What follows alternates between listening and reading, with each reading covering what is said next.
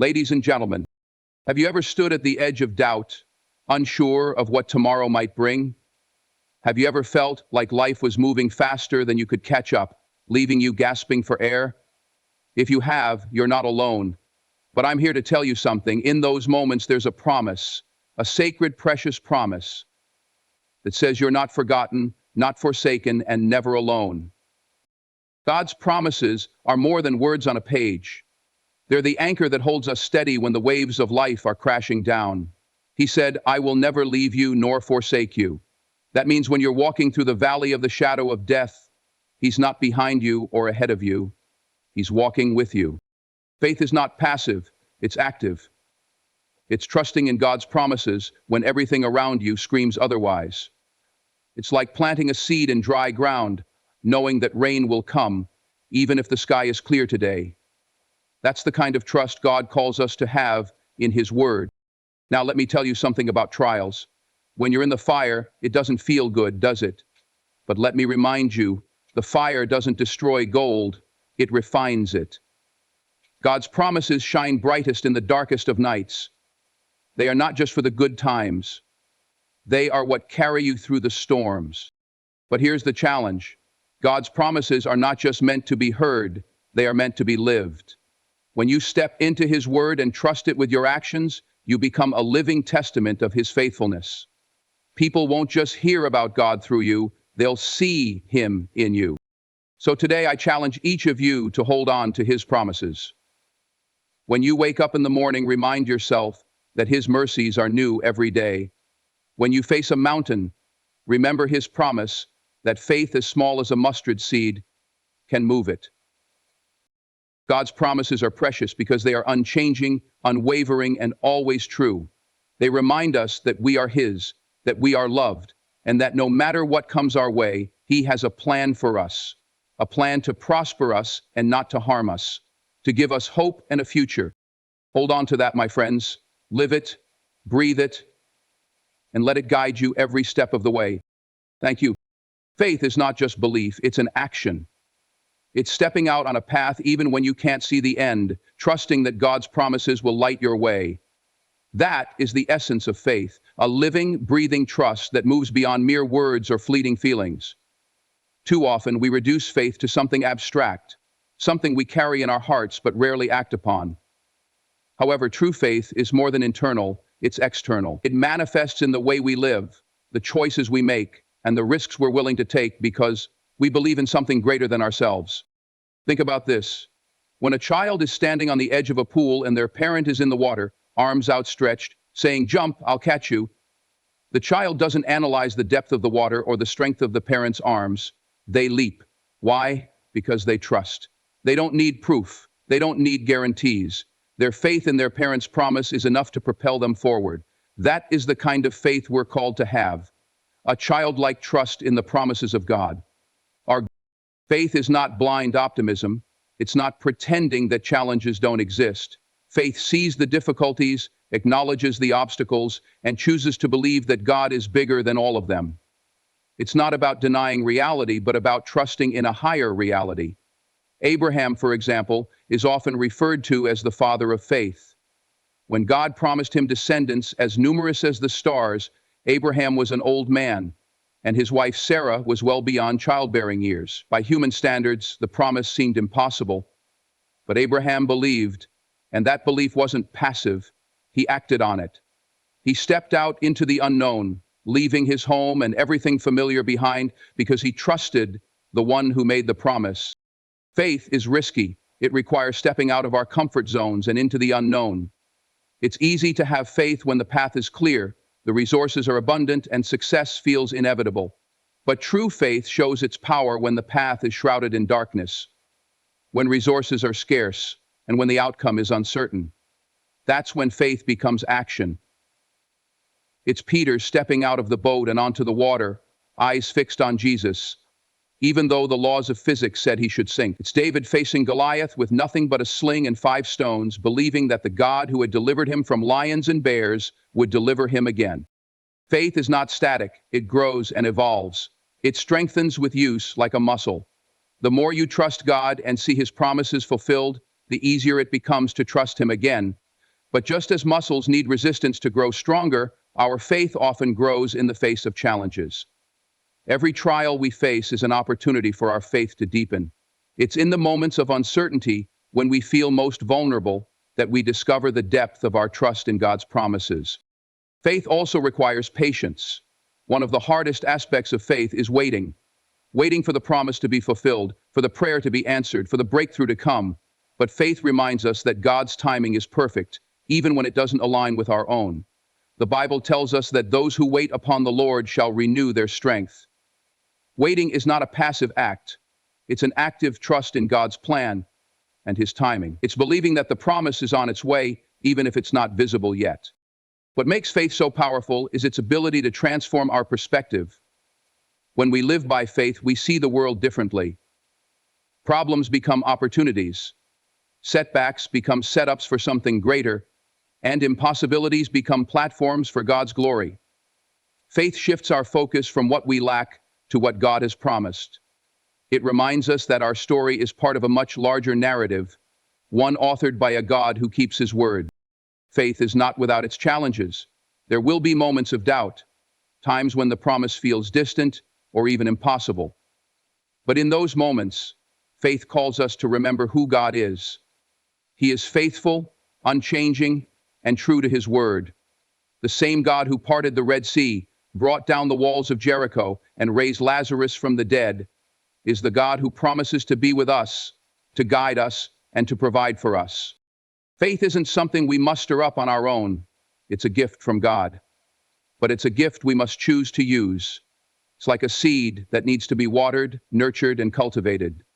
The more we act on our faith, the more it grows, and the more we see God's promises come to life in and through us.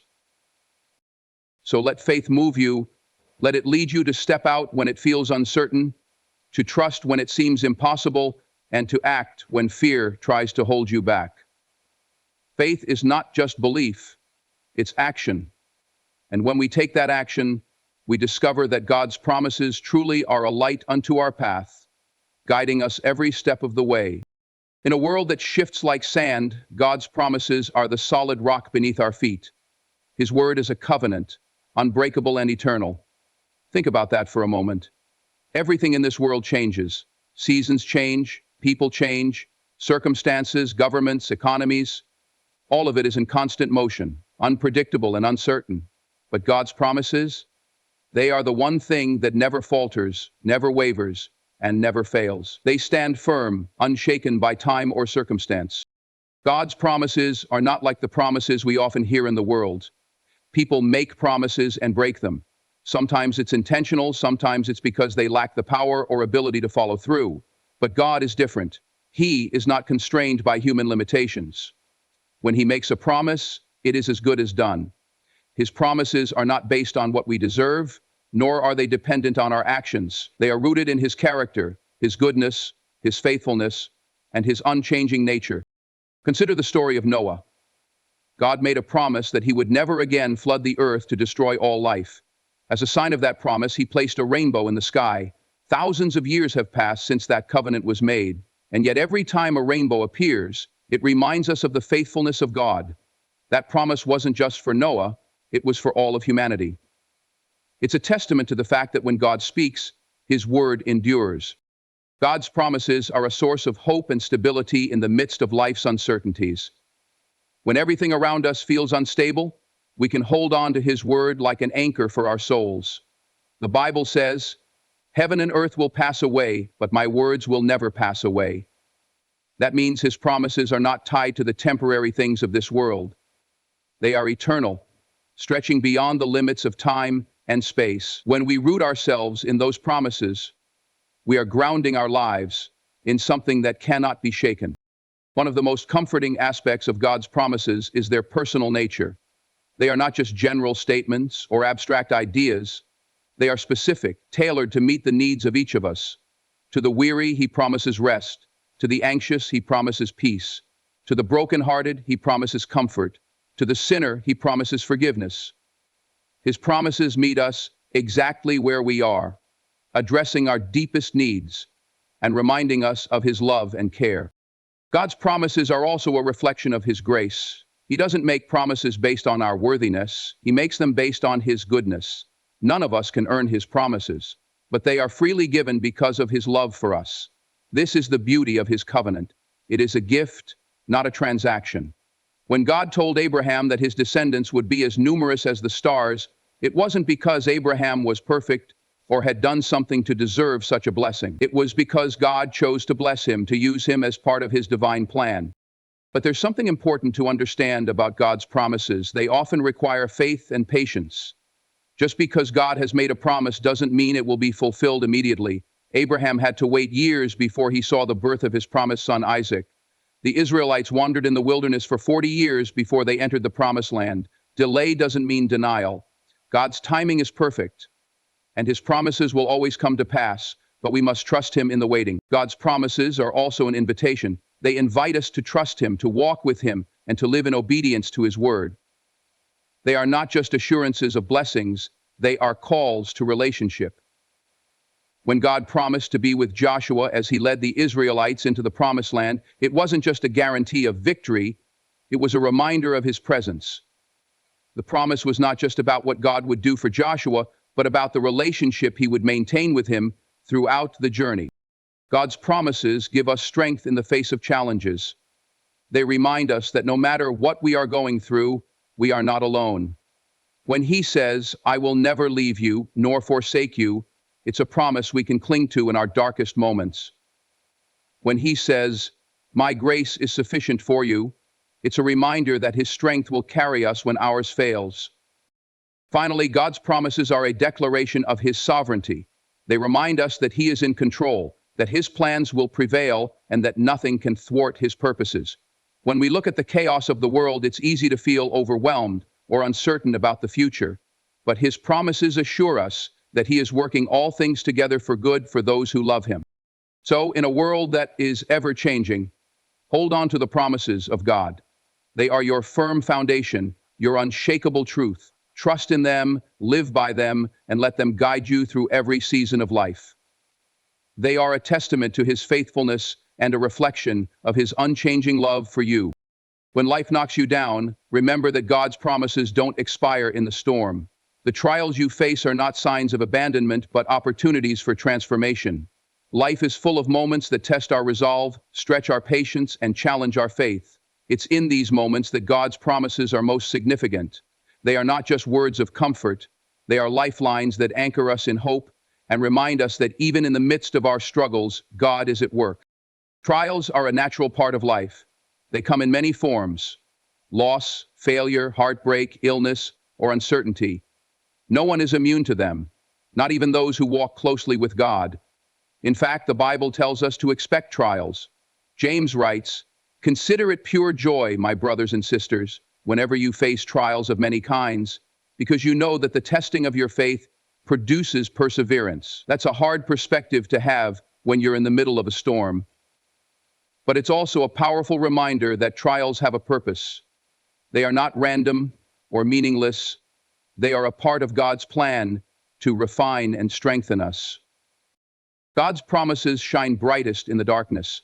When everything is going well, it's easy to trust in His word.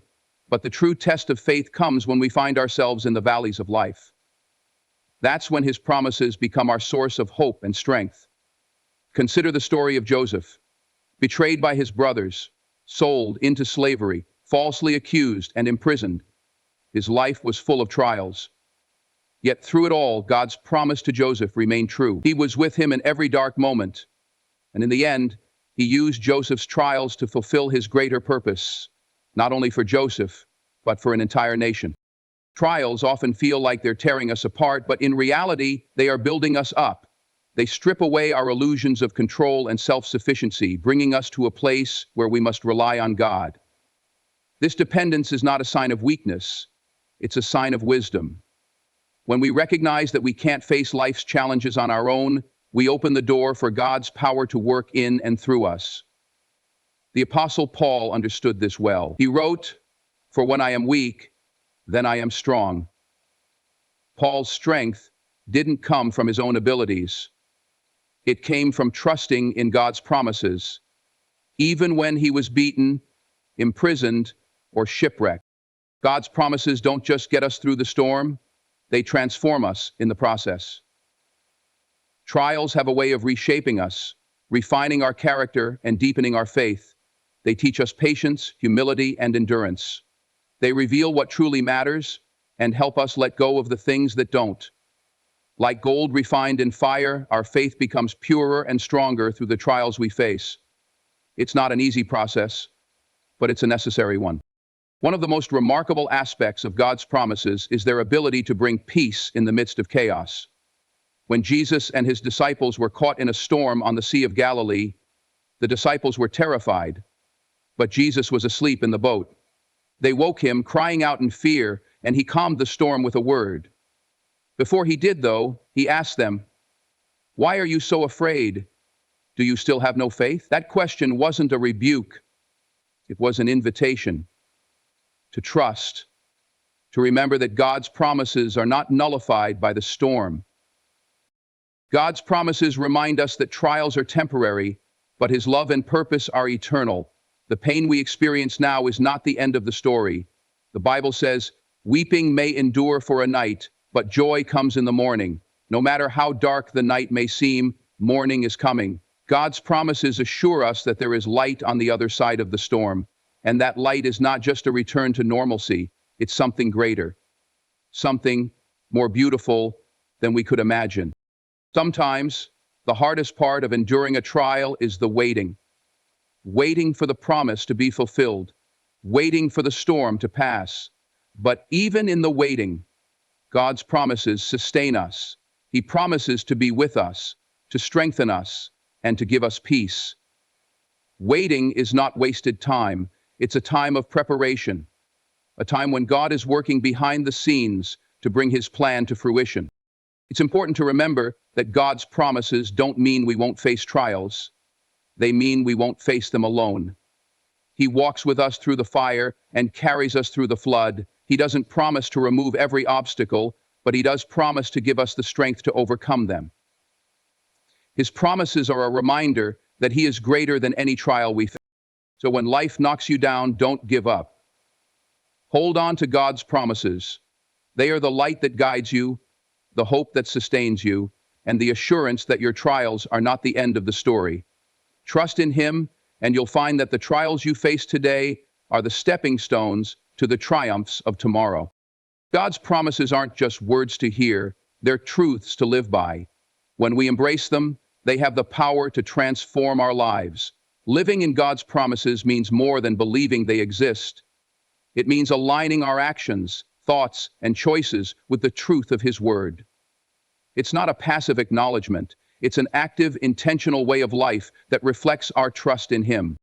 When God makes a promise, he invites us to respond. That response is not just about waiting for him to act, it's about stepping into his plan with faith. Take, for instance, his promise to provide. In Matthew 6:33, Jesus says, "Seek first the kingdom of God and his righteousness, and all these things shall be added to you." This is more than a statement about provision. It's a call to prioritize God's will in our lives. Living in that promise means trusting that as we focus on his kingdom, serving others, spreading love, walking in righteousness, our needs will be met. Living in God's promises requires courage because it often means going against the grain of what the world tells us. The world says, "See it to believe it." God's promises say, "Believe it to see it." The world says, "Take control." God says, "Surrender." The world says, "You're on your own." God says, "I am with you." Living in his promises means choosing to trust his word over the noise of the world. It's a decision we make daily, sometimes moment by moment, to place our faith in the one who is faithful. The story of Joshua and the Israelites entering the promised land is a powerful example of living in God's promises. God had promised them the land, but they didn't simply walk in and take it without effort. They had to trust God's instructions, march around the walls of Jericho, and step into battles, knowing he would fight for them. Their faith wasn't just in their hearts, It was visible in their actions. Living in God's promises means doing the work He calls us to do, even when it doesn't make sense to us, because we trust that He is faithful to fulfill His word. Living in God's promises also means allowing them to shape our perspective. When we truly believe that His plans for us are good, it changes how we view challenges, disappointments, and even failures. Instead of seeing setbacks as the end, we see them as part of a larger story. We recognize that God can use all things, both the good and the difficult, for our growth and His glory. This perspective isn't natural. It comes from continually reminding ourselves of His promises and choosing to trust in them, even when our emotions or circumstances tell us otherwise. God's promises also give us a sense of purpose. When we live in them, we realize that our lives are not random or meaningless. He promises in Jeremiah 29:11, "For I know the plans I have for you, declares the Lord, plans to prosper you and not to harm you, plans to give you a hope and a future." This means that every moment of our lives is part of His divine plan. Living in that promise motivates us to seek His guidance, to listen for His voice, and to walk in the purpose He has set before us. Another important aspect of living in God's promises is gratitude. When we recognize that every blessing, every answered prayer, and every moment of peace comes from Him, our natural response is thankfulness. Gratitude shifts our focus from what we lack to what we've been given, and it deepens our trust in His faithfulness. It also strengthens our faith, reminding us that the God who has been faithful in the past will continue to be faithful in the future. Living in God's promises doesn't mean life will be without challenges. In fact, it often means facing challenges head-on, armed with the assurance that God is with us. When He promises, "I will never leave you nor forsake you," it doesn't mean the road will always be smooth, but it does mean we will never walk it alone. When He says, "My grace is sufficient for you," it's a reminder that His strength is made perfect in our weakness. Living in those promises means we don't give up in the face of adversity. Instead, we press on, knowing that His power and presence are with us. Finally, living in God's promises is about reflecting His character to the world. When we trust Him and live in His word, our lives become a testimony to His goodness. People see the peace we have in the storm, the joy we carry even in difficult times, and the love we extend to others because we know we are deeply loved by Him. Our lives become a reflection of His faithfulness, drawing others to Him and spreading His light in a world that desperately needs it. So living in God's promises is not just a mindset, it's a way of life. It's choosing to trust, act, and live in alignment with His truth. It's about walking in faith, even when the path is unclear, because we know that His word is a lamp to our feet and a light to our path. And as we live in His promises, we discover that they are not just truths to believe, but the foundation of a life full of purpose, peace, and hope.